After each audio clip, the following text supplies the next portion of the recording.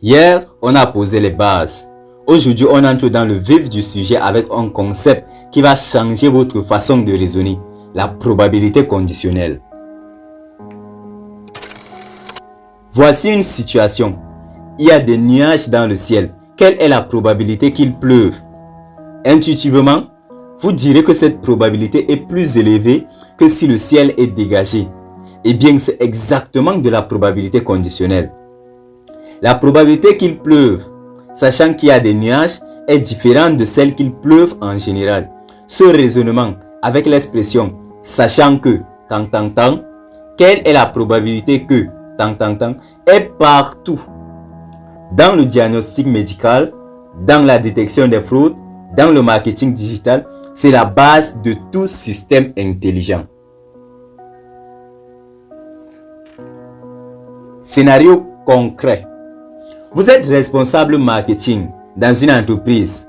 Vous avez 10 000 emails. Le taux de conversion global est de 5%. Mais vous vous posez une question plus fine. Parmi les clients qui ont ouvert l'email, quel est le taux de conversion? Sur les 10 000 clients, 200 ont ouvert l'email par exemple. Parmi les 2000 ont ouvert. Parmi les 2000 qui ont ouvert, 300 ont acheté. Donc, la probabilité qu'on achète, sachant qu'on a ouvert l'email, est égale à 300 sur 200 qui vaut 15%, contre seulement 5% globalement. Ce qu'on fait, c'est que sans information, on a la probabilité d'achat qui est égale à 5%. Avec l'information, c'est-à-dire email ouvert, la probabilité de l'achat, sachant que l'email est ouvert, change. Et après le calcul, on trouve P égale à 15%, qui est supérieur à 5%. Ça, c'est un ciblage efficace. C'est la probabilité conditionnelle. Et cette distinction est ce qui sépare une campagne marketing médiocre d'une campagne marketing ciblée et rentable. Formellement, la probabilité conditionnelle de A sachant B est notée P de A bar B et se calcule comme suit. P de A sachant B égale à P de A inter P de B divisé par P de B, avec bien évidemment des probabilités qui respectent les axiomes de Kolmogorov, ce qu'on a vu hier. Ici, on restreint l'univers de B parce qu'on ne s'intéresse plus qu'au cas où B s'est produit et on mesure la proportion des cas où A s'est produit aussi. Par exemple, avec un dé, on pose A comme étant l'événement où on obtient un nombre pair. On a 2, 4, 6. Et on pose B, l'événement où on obtient un nombre supérieur à 3. 4, 5, 6. A inter B, ce sont les chiffres qui reviennent dans A et dans B. On a 4 et 6. Donc, la probabilité de A sachant B, c'est-à-dire la probabilité d'obtenir un nombre pair sachant qu'il est supérieur à 3, c'est tout simplement P de A inter B, sachant P de B, qui est égal à 2 sixièmes, ça c'est P de A inter B, divisé par 3 sixièmes, ça nous donne 2 tiers. Sans l'information sur B, P de A égale à 1 demi. Avec l'information sur B, elle passe à 2 tiers. L'information a donc changé notre évaluation. L'arbre de probabilité est un outil visuel qui rend tout ça intuitif. La règle est simple. À chaque embranchement, on note la probabilité conditionnelle sur la branche. La probabilité d'un chemin complet est le produit de probabilité sur le chemin. Par exemple, on a une usine de production qui a 2 machines.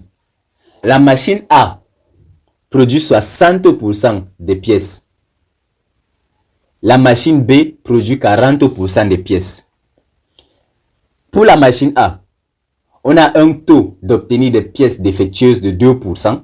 Et pour la machine B, un taux d'obtenir des pièces défectueuses de 5%. On veut savoir quelle est la probabilité qu'une pièce prise au hasard soit défectueuse.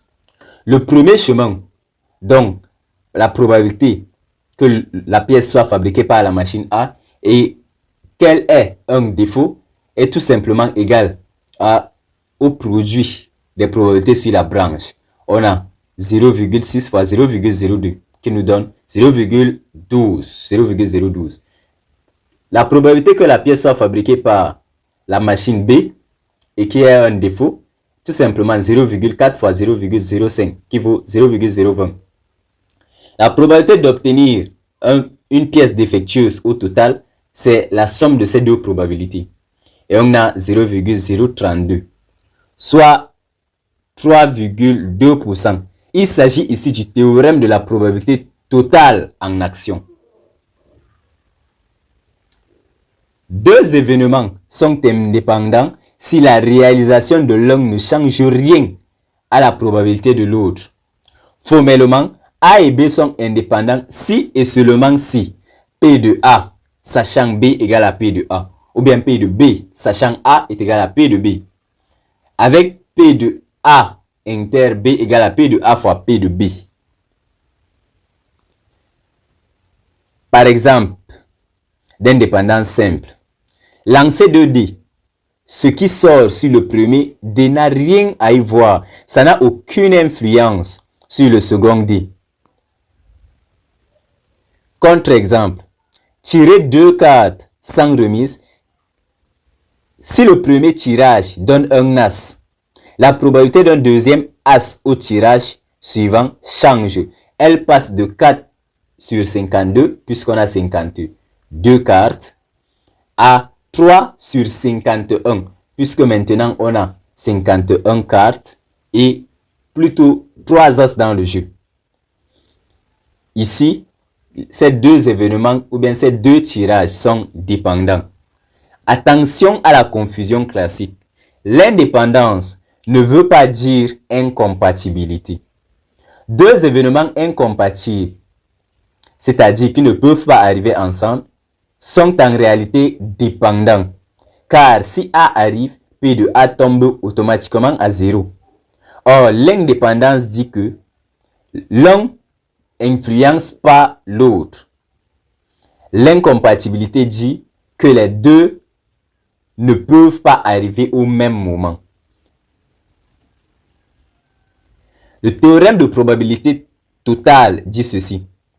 Si on peut décomposer l'univers oméga en groupes disjoints, c'est-à-dire des partitions, alors la probabilité d'un événement A est la somme pondérée de ces probabilités conditionnelles dans chaque groupe.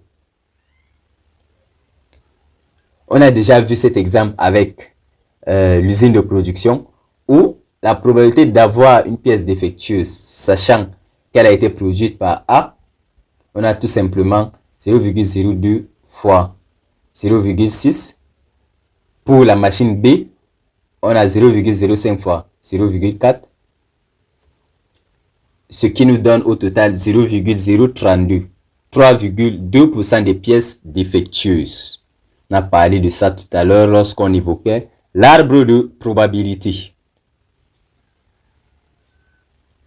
L'interprétation ici, c'est que la probabilité totale est la moyenne pondérée des probabilités conditionnelles. Donc, on somme toutes ces probabilités ou bien tous les chemins en multipliant chaque branchement sur le chemin. Voici l'exemple qui surprend toujours. Le cas d'un diagnostic médical. Une maladie touche 1% de la population. Un test de sensibilité à 99%. C'est-à-dire il détecte que 99% des vrais malades. Et il a un taux de faux positif à 5%. C'est-à-dire que 5% des personnes saines sont testées positives par erreur. La question ici, c'est que si vous testez positif, quelle est la probabilité d'être vraiment malade? Réfléchissez-y avant de continuer.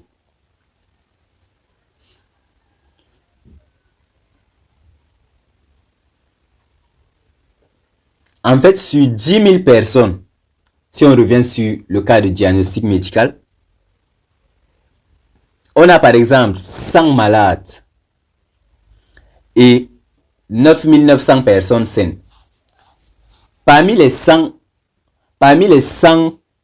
personnes qui sont malades, 99 sont testés positifs. Et parmi les 9 900 qui sont saines, 5% sont testés positifs par erreur. Ce qui nous donne un total de positifs qui vaut 99 plus 482, 15 qui nous donne 594. Parmi ces 594, combien sont vraiment malades? C'est seulement 99. Soit donc la probabilité d'être malade avec un test positif est égale à 99 divisé par le nombre de total positif qui vaut 594. Et ça nous donne 16,7%. Ça, c'est un résultat choquant. Parce que malgré un test fiable à 99%, un positif n'a que 16,7% de chance d'être malade. La raison, c'est que la maladie est rare. La majorité des positifs sont de faux positifs. C'est ce qu'on appelle la valeur prédictive positive. Et c'est fondamental en santé publique. Si on prend le cas de marketing, segmentation, la probabilité, on nous donne ici 30% des personnes qui font des achats sont des femmes, 70% sont des hommes. La probabilité qu'une femme achète est de 10%. Pour un homme, c'est plutôt 5%. La probabilité d'obtenir un achat ici, c'est la probabilité que la personne achète sachant qu'elle est une femme fois la probabilité d'être une femme plus la probabilité que la personne achète sachant qu'elle est un homme fois la probabilité d'être un homme parmi le total des achats. Et on obtient 0,065. Si on calcule la probabilité qu'une femme achète, ça nous donne 0,03 sur 0,065 qui vaut approximativement 46,2%. Le taux de conversion global est de 6,5%. Une moyenne pondérée entre femmes à 10% et hommes à 5%. C'est exactement ce calcul qui permet de comprendre pourquoi un taux de conversion global peut être trompeur si on ne segmente vraiment pas. On a 4 points à graver aujourd'hui. 1. P de A sachant B égale à P de A inter B divisé par P de B. La probabilité conditionnelle restreint l'univers de B. Deuxième point, l'indépendance signifie que P de A sachant B égale à P de A, car P de A inter B égale à P de A fois P de B, ce qui nous permet de simplifier le numérateur et le dénominateur où P de B revient 2 fois. Troisième point, le théorème de probabilité totale permet de calculer P de A en décomposant selon une partition. Quatrième point, un test fiable peut donner beaucoup de faux positifs si l'événement est rare. Retenez donc ces 4 choses, ça vous sauvera dans votre carrière. Demain, on va encore plus loin avec le théorème de Bayes. Comment mettre à jour ses croyances quand on reçoit de nouvelles informations? C'est le concept le plus puissant de toute statistique bayésienne. On se voit demain pour une nouvelle vidéo.